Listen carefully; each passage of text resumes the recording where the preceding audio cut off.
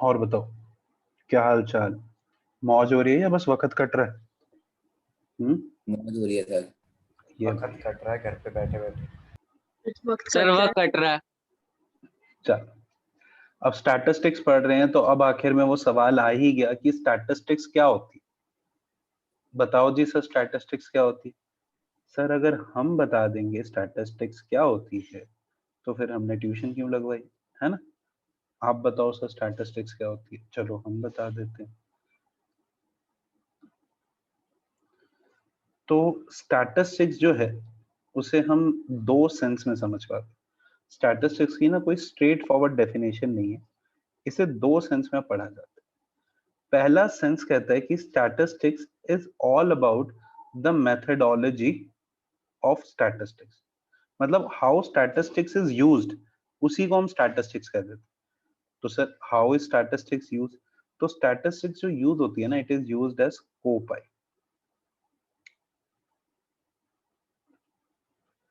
देखो, और plural sense एक हो गया मेथडोलॉजी, और दूसरा हो गया कि स्टैटिस्टिक्स इज डेटा।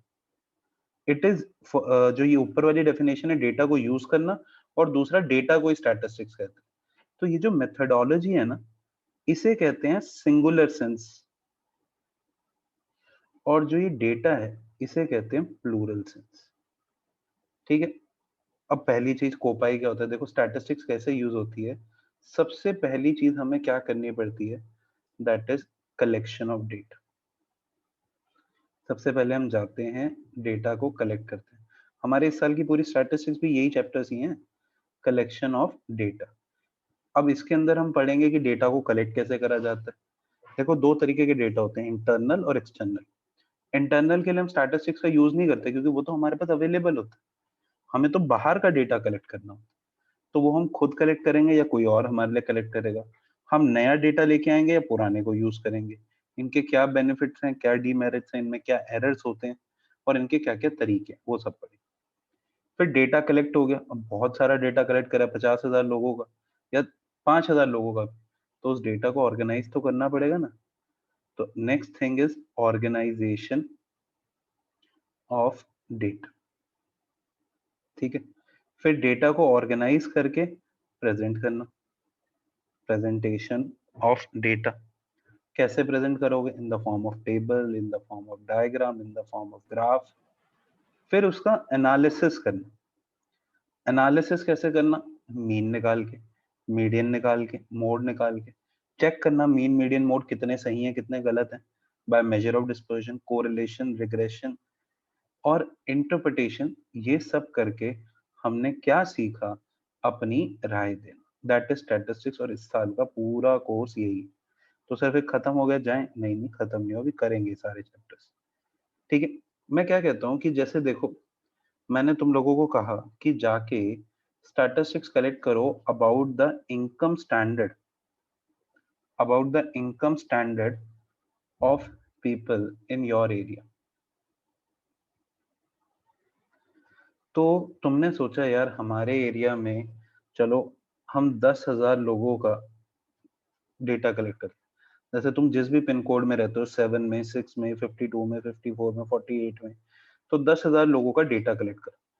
अब जब तुम रॉ डेटा कलेक्ट करोगे तो तुम क्या करोगे? नेम लिखोगे, नेम क्या गया, उनकी इनकम लिखोगे और उनके एक्सपेंडिचर लिखोगे। हालांकि डेटा कलेक्ट करना इतना आसान नहीं होगा, बट फिर भी अगर तुम्हें मिल जाए वाइज इनकम ना, तो तुम्हारे पास पूरा रजिस्टर भर के डेटा आ जाए। अब उससे तुम कुछ एनालिसिस थोड़ी कर सकते हो कि नाम है अजय कुमार, विजय कुमार, संजय कुमार, दिग्विजय कुमार। ठीक है, नेम है, इनकम है, क्या समझ आ रहा है? तो यहाँ पे हम यूज करते हैं स्टैटिस्टिक्स का। स्टैटिस्टिक्स ना एक टूल है, एक मैकेनिज्म है। स्टैटिस्टिक्स एक टूल है, एक मैकेनिज्म है, जिसके थ्रू ये जाएगा। सबसे पहले हम डेटा को ऑर्गेनाइज करें। कैसे? हम ऐसे कॉलम बना लेंगे, 0 to 50,000, 50,000 to 1 लाख। ठीक है, 1 लाख to 1,50,000। कृष कहाँ चले गए थे? फिर हम टेली बार्स मारेंगे सर दूसरे डिवाइस से ज्वाइन किया है। और यहाँ पे हम नंबर लिख लेंगे। ये ऑर्गेनाइज कर लिया हमने। फिर ऑर्गेनाइज करने के लिए हम चाहते तो असेंडिंग और डिसेंडिंग में भी लिख के फिर ऑर्गेनाइज और कर सकते थे। फिर हम इसे प्रेजेंट करेंगे। प्रेजेंट हम इसे ऐसे कर सकते हैं इन the form of bar diagram, present कर सकते हैं एक टेबल के फॉर्म में, प्रेजेंट कर सकते हैं पाई डायग्राम के फॉर्म में। हम मीन निकाल सकते हैं, सबकी इनकम का सम करके डिवाइड बाय 10,000 एक नंबर निकल आएगा। So this is status. यही सब चीजें हम पढ़ने वाले। और जब हम दूसरी वाली बात करते हैं कि डेटा, ठीक है, कोपाई के बाद डेटा, तो अब ये डेटा क्या होता है? देखो, स्टैटिस्टिक्स यानी data, it is aggregate of facts. अगर एक बच्चे के नंबर दिए हुए ना, that Chris score 23 out of 25, ये स्टैटिस्टिक्स नहीं है। जब पूरी क्लास के नंबर दिए होते हैं तो that is statistics. Affected by multiplicity of causes.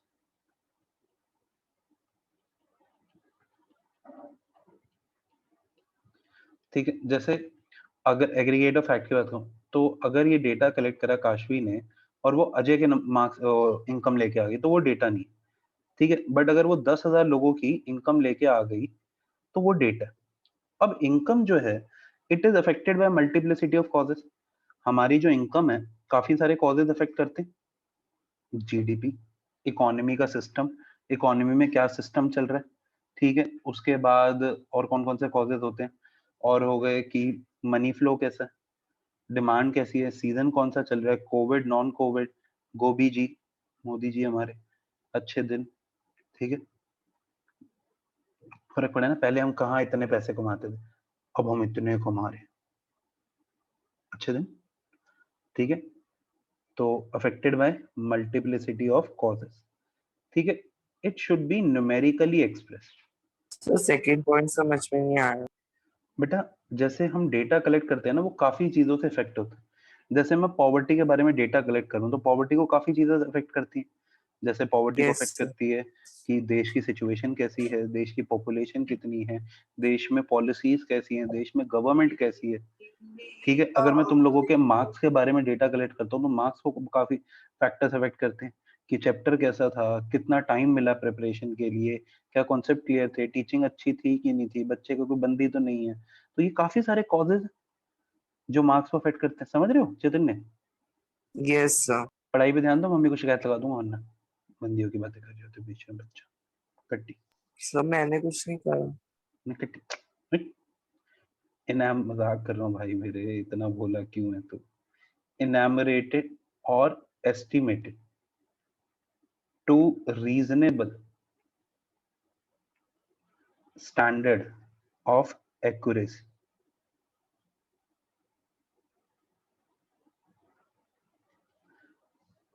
जो भी है, क्लास के बीच में से मैसेजेस मत करो, भी पढ़ लो। एनामरेटेड और estimated to reasonable standard of accuracy, ठीक है।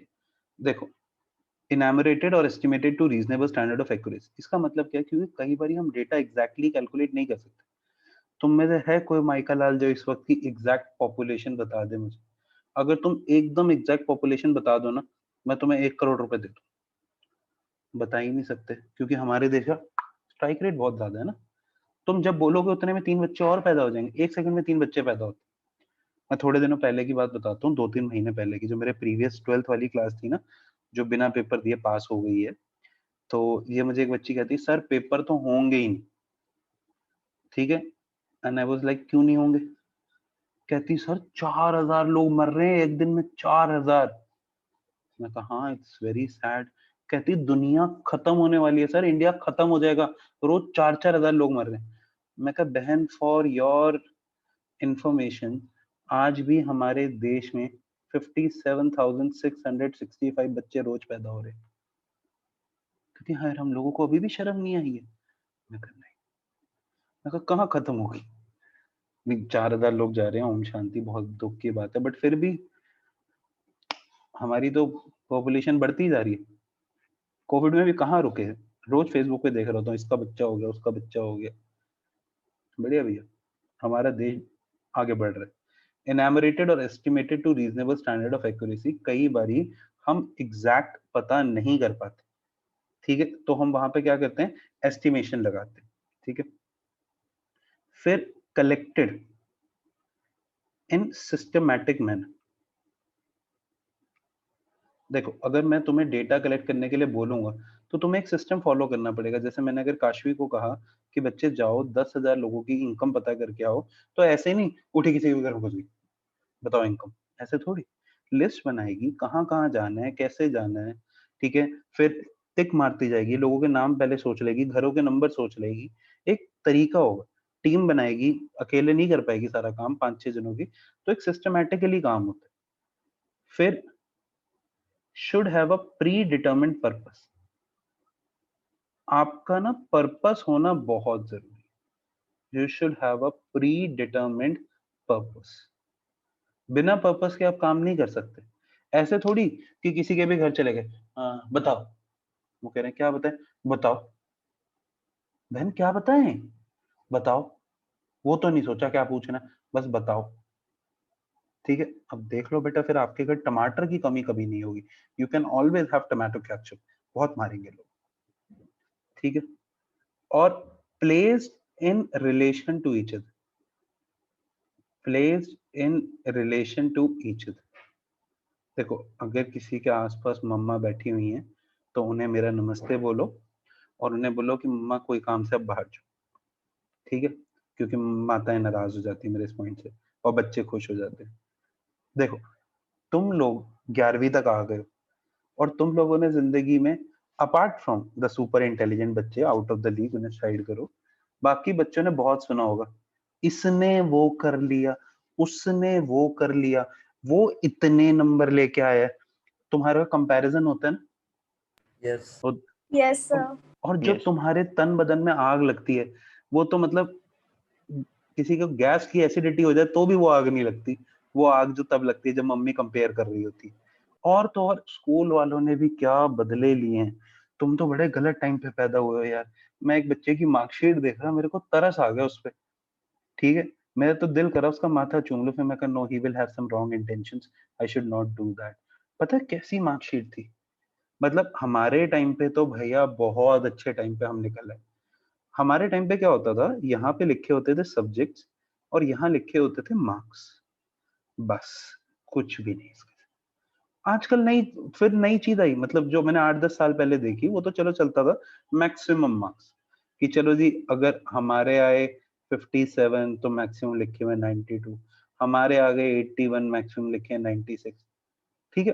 तो हम लोग ना फिर भी उसको संभाल लेते थे। कैसे? अगर ऐसा होता तो, हमारे टाइम पे तो हुआ ही नहीं, हमारे टाइम पे सिर्फ मार्क्स होते थे, तो बच्चे ऐसे संभाल लेते, मम्मी 96 आए हैं, first highest, second highest 91, third highest 84, fourth highest मेरे, बच्चे बच जाते थे, ठीक है। 57 है, पूरी क्लास के ही बेकार है मम्मी, उसे एक तो आपको पता ही है, वो शांतनु, वो तो मम्मी पढ़ाई का कीड़ा है, उसको छोड़ो, बाकी ऐसे ही है सबके। तीसरी वाली जब मैंने ये मार्कशीट देखी ना 1-1.5 साल पहले, तरस आ गया।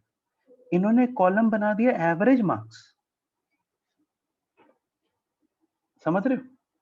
फिर जब यहाँ 92 के बाद यहाँ 75 लिखा होता है ना, फिर तो बेटा जो पंजाबी घरों में सुताई होती है, वल्लाह अल हबीबी, ये एवरेज मार्क्स वाला जो कॉलम है, ठीक है, उसका स्कूल तो और ही बेशरम था। उसके बाद ना, मतलब सारी कलाकारियां करी हुई, मतलब मुझे तो लगता था जो रिपोर्ट कार्ड बना रहा था वो माइक्रोसॉफ्ट एक्सेल का रटा हुआ बंदा था। मतलब जितनी मैंने सीए में सीखी है उतनी सीख रखी थी उसने भाई।